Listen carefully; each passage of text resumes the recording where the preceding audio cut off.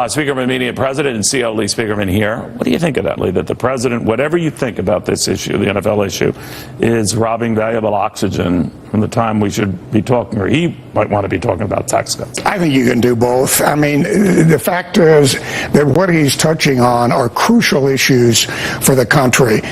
We have to respect our flag. Patriotism is important, but we also have a huge issue with racial division in this country. We have a desperate need for African-American advancement and real policies on that. Frankly, a lot of white people, unfortunately, just don't want to talk about these issues. They don't know what it's like to be black in America. When you've got Tim Scott, a conservative Republican African-American senator from one of the reddest states in the country, South Carolina, getting on the Senate floor and saying that he has been stopped repeatedly because he's African-American, that tells you something's wrong. He's not exactly a lefty or a race baiter. It would be a huge thing for national security. It's a great vehicle, and it's a great way to maximize American energy. Well, you know what, Lee? I knew that I was going to talk to you today, and I went out and I test drove one on Saturday. I don't believe Russia is going to take any action against Assad whatsoever. We need a balanced budget amendment to create certainty, because no law passed by Congress is going to restrain spending. Any future Congress can break those caps, and that's always happened. We have nearly 1 trillion barrels of oil worth of coal, and we have the technology. What Donald Trump is talking about is real conservatism. Conservatism is pro-Americanism.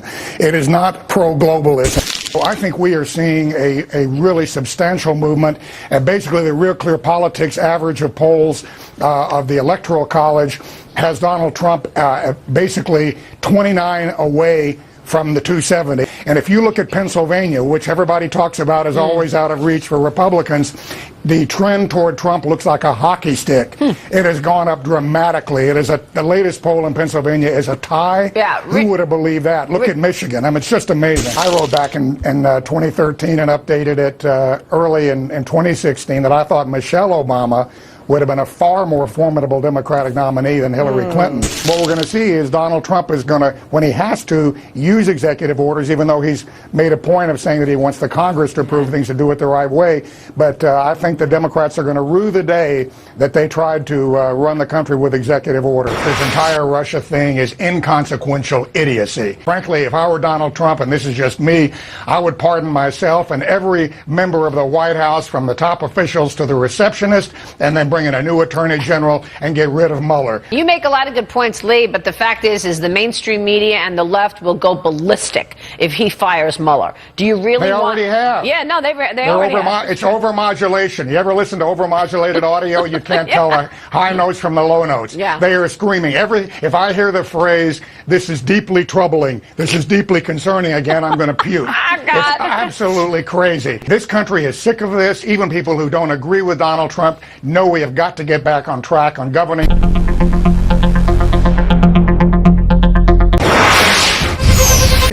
This is the first major natural disaster of Mr. Trump's presidency.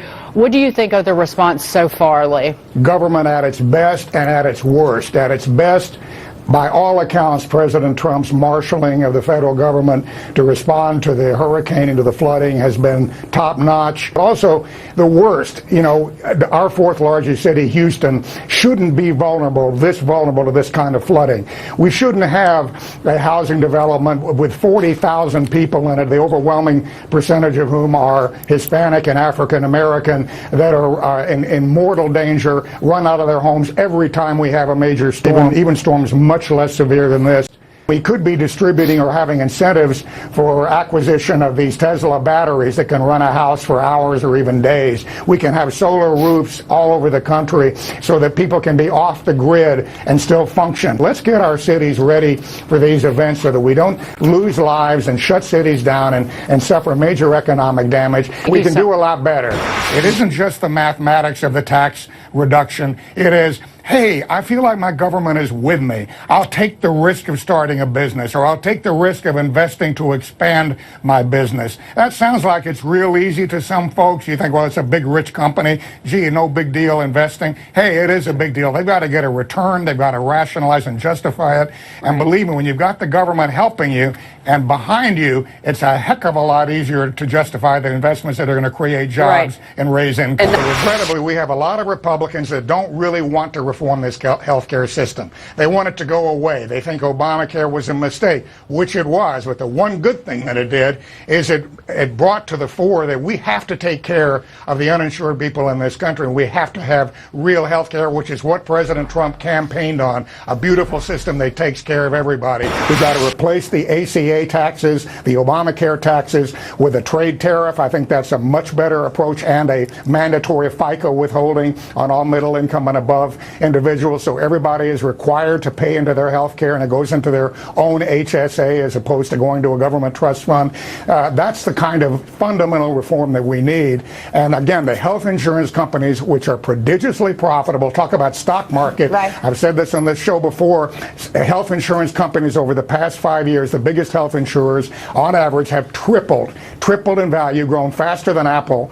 I mean, that doesn't make any sense for pushing paper. So there's arbitrage there. They're making a lot of money, and everybody's worried, oh my God, they're going to leave the exchanges. Hey, wait a minute. What do you mean? They are basically trying to hold America hostage, and we need to say, hey, as long as you've got no federal premium price controls, as long as you don't have antitrust, which they don't, there's almost no antitrust. That's why you have all these healthcare monopolies. Sure. By God, you're going to help us insure the uninsured. Well, I think it's great that he tweets. I don't agree with everything President Trump tweets by any means, but I like the fact that he uses that platform to have a direct line to the American people. He's calling attention to the establishment media's avowedly, egregiously anti-President Trump bias. I want President Trump to be very active in the midterms. Contrary to what some other Republican strategists have said, intensity is crucial in the midterms. We need the Trump base to be excited. And frankly, President Trump needs to make clear that there is a concerted effort to discredit and depose him as president.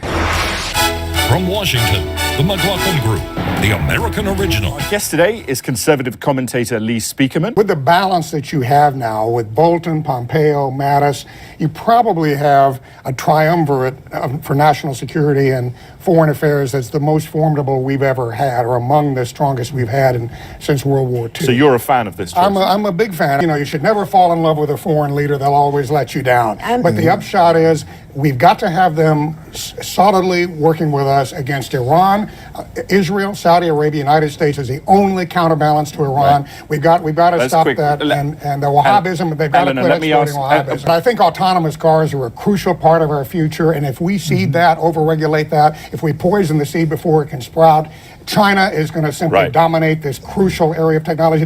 China's trying to build a massive fleet of autonomous cars. They should be electrified. Elon Musk has said he believes human drivers are going to be banned in the future. When President when his campaign ended, one of his digital gurus admitted that they, during the campaign, sat down with Facebook people and that they were doing things, this is a quote or a paraphrase, they were doing things they know they weren't supposed to do. This was the President Obama campaign. So the point is, we're talking about a paradigm that may not even work. A lot of us say it's snake oil, what Cambridge Analytica has been doing, but you're talking about aggregating names, friends, and likes, and the voters are that malleable. Well, the only good thing to come out of this ridiculous Russia investigation is that it's laying bare real corruption in the FBI and the Department of Justice. We basically have a J. Edgar Hoover FBI here between Orr, McCabe, Baker, Strzok.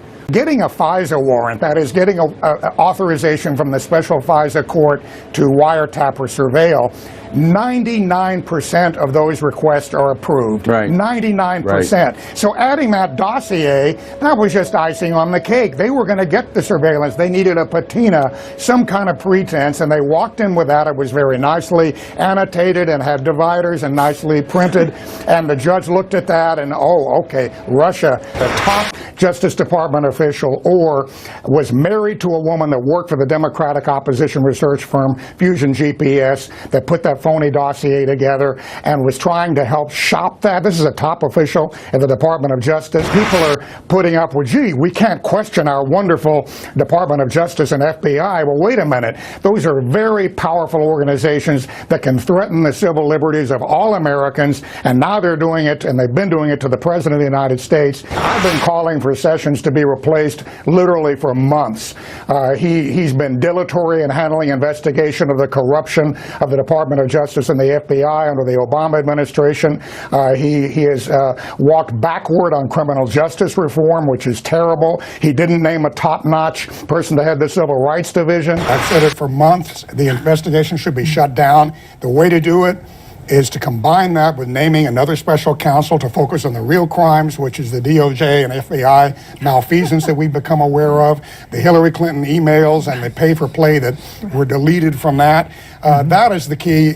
He's got to get rid of Mueller, shut that down, and that is going to be the way that you wage war. Walmart is basically a Chinese merchandising market, and that has served many, many millions of Americans, many, many millions of the Trump base very well. I'm a big Walmart supporter. I shop at a great place, but the average non-managerial employee at Walmart makes $14 an hour. The average factory worker in the United States makes $24 an hour, $20,000 a year difference, and that is a direct result of our ridiculous trade deal. We're up to that. Must go. The question, though, Lee, is are we seeing a major shift in strategy from the White House? I think we are, and I think that's terrific because President Trump is exactly right on the trade issue.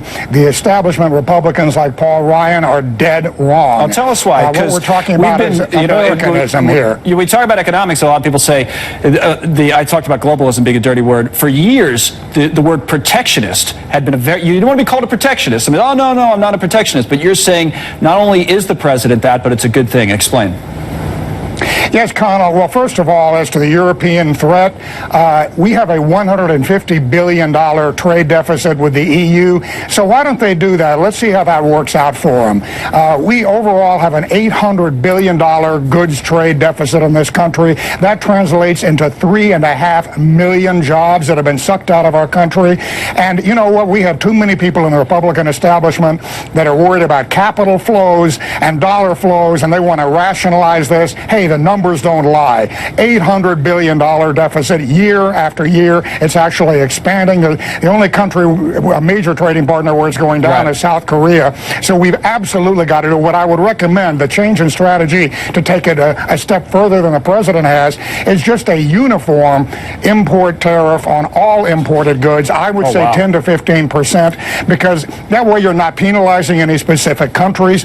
That would raise in revenue over the 10-year budget window over $2 trillion. That's enough to make all of the middle income tax cuts in the Trump tax relief that was just passed permanent, so they don't expire. It's enough to fund a repeal and replace of Obamacare. It's enough to seed an infrastructure bank and to keep us from having $1 trillion deficits. You've ratcheted up even another notch or two there from that's how it ought to be done. What the president is talking about. So everything basically is going to get more expensive because of the steel tariff. By the way, the market's off. We're only down 78 now. The establishment and the so-called free traders raise the thing of components costing more money. That's a big part of our trade problem. We need to repatriate the American supply chain, and we need to bring those jobs for the components back here. $800 billion trade deficit, 3.5 million jobs. We need that, and we also need the revenue from a trade tariff to make the middle income tax cuts permanent. Let me switch gears and take you to today in terms of President Trump pushing back on the TPP in terms of trade. Your thoughts on what we heard from the president? I'm glad he is. I mean, he mentioned several problems with TPP. To me, the most fundamental is that it is a Trojan horse for China. For instance, an engine can be built with 60% Chinese content and still be considered originating in a TPP country, which doesn't include China. So this idea that this is some kind of bulwark against China or a way of getting beyond China in trade is ridiculous. Again, we have a $400 billion goods trade deficit with China. TPP would do nothing to remedy that. You know, I personally believe we need to have a uniform tariff on all imported goods. We need the revenue, and we need to increase investment here in the United States, which that would encourage. So I'm glad he's doing that. Even if that means higher prices for consumers, a lot of the stuff. The consumer will see very little of that, maybe 5 or 7%. But on the other side, that could mean over time, millions of jobs. If we cut our trade deficit, our overall goods trade deficit, just by 25%, that percentage point of growth to our GDP, it would be at least 1 million jobs, maybe 2 million jobs, well-paying jobs. Unfortunately, we're becoming a nation of cashiers, waiters, and baristas. Nothing wrong with any of those jobs. Right. Unfortunately, they pay about $12 to $15 an hour. You want to see higher pay. 24. You want to see higher pay. I sure do. Yeah, That's crucial. It's not just the dollar flows and the stuff Wall Street worries about. We've got the people that voted for Trump want jobs. They want well-paying jobs. They're starting to come back. Let's finish the job by having a tariff and going back to what our country's had most of its history, which is a trade tariff. Thank you. Thank you so much, Lee. It's a pleasure. An honor to to talk be here. with you, and to you. Lee Speakerman joining us. He's not funny. If you're going to attack, at least be entertaining and humorous. And you know what? The more people like Rosie O'Donnell do that and it gets attention, the more it reminds regular Americans, mainstream Americans, even some that didn't vote for Donald Trump or maybe are not big Trump supporters, just how loony the left has become, how disconnected from reality they have become. We need a new policy, Neil, in this country, across business and across government. Same policy we have about terrorism when it comes to sexual harassment, and that is, if you see something, say something. Yeah. We shouldn't leave it to these victimized women or anybody victimized to have to report this and not to have any backup, anybody else helping them out. Because you know what? When you undergo that kind of trauma, when someone very powerful has an